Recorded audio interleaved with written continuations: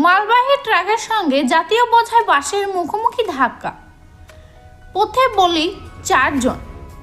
তা কোথায়, কখন, কোন সময় এই ঘটনা ঘটল?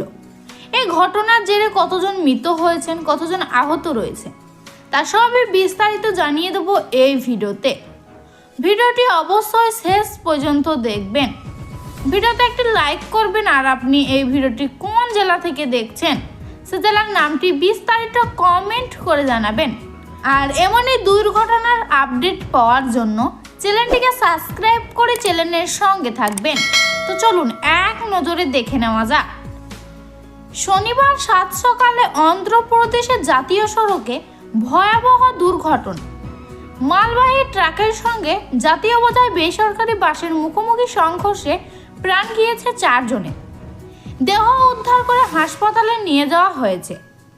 পুলিশ সূত্রে খবর, এদিন সকালে অন্ধ্রের অনন্তপুরম জেলার কাল্লুর গ্রামের কাছে জাতীয় সড়ক 44-এর আটার বস্তা বোঝাই লরি এবং যাত্রী বোঝাই বাসের জোর ধাক্কা লাগে। ভয়াবহ সড়ক দুর্ঘটনায় 4 জন যাত্রী মারা গিয়েছেন। ময়নাতদন্তের জন্য নিহত 4 জনের দেহ উদ্ধার করে নিকটবর্তী হাসপাতালে স্থানান্তরিত করা হয়েছে। মৃতরা অনন্তপুরম জেলার গুটি মুগুলের বাসিন্দা বলে জানা গিয়েছে। স্থানীয় সূত্রের খবর, দ্রুত গতি 2 বড় গাড়ির মধ্যে সংঘর্ষের তীব্রতা এতই বেশি ছিল যে বাসের সামনের অংশ একেবারে ভেঙে চুরে গিয়েছে।